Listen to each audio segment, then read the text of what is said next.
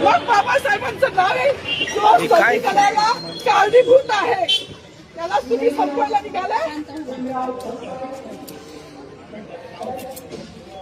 पालकमंत्र्यांची फार मोठी चूक आहे मॅडम, माफी मागणार नाही, पण पालकमंत्र्यांनी त्यांची चूक पत्रात घ्यावी. मला मीडियाशी घेणं नाही मॅडम, मला सस्पेंड केलं, मी वाळूचे गारे उपसील, मी माती काम करीन, पण बाबासाहेबांची ओळख पुसू देणार नाही. मला सस्पेंड करायचं करू शकता मॅडम, बाबासाहेबाला संपवायचं काम करायचं नाही. लोकशाही मॅडम, तुम्ही सुद्धा संविधानामुळे आहात, पालकमंत्री सुद्धा पालकमंत्री संविधानामुळे आहे. कोणताही जाती भेद नाही, सगळी समानता त्यांनी दिली आहे.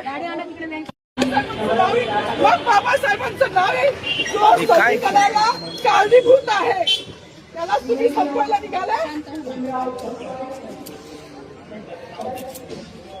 पालकमंत्र्यांची फार मोठी चूक आहे मॅडम, माफी मागणार नाही, पण पालकमंत्र्यांनी त्यांची चूक पत्रात घ्यावी. आता राहू दे, जसं तसंच राहू दे.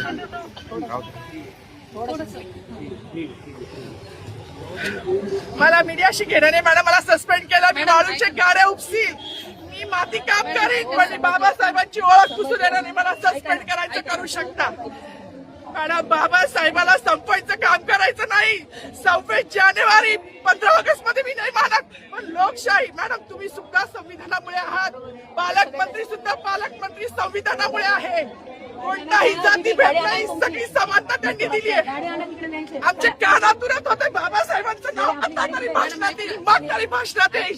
ज्या लोक संविधानाला लोकशाहीला कारणीभूत नाही त्यांची नावं वारंवार घेतली गेली, मग जो संविधानाला कारणीभूत आहे तो प्रजासत्ताक दिनाचा जो मानकरी आहे त्याचं नाव भाषणात का नाही.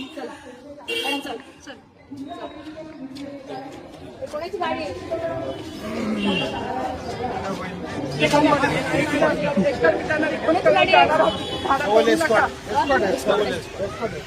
अरे माझी गाडी असेल ना रे, ट्रॅफिकची गाडी काढ रे. नाव सांगा. सावर्डेकर गाडी गेली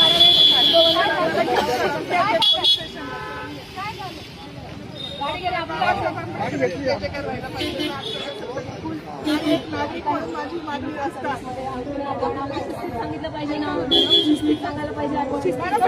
माईक मागत होते, ऐका ना, ते माईक मागत होते पण त्यांना दिलं. ऐका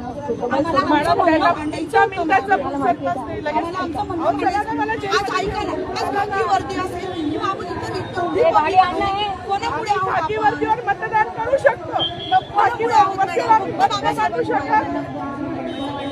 मानायचं होतं मॅडम, मानायचं होतं ना, माईक दिला नाही गेला ना त्यांना.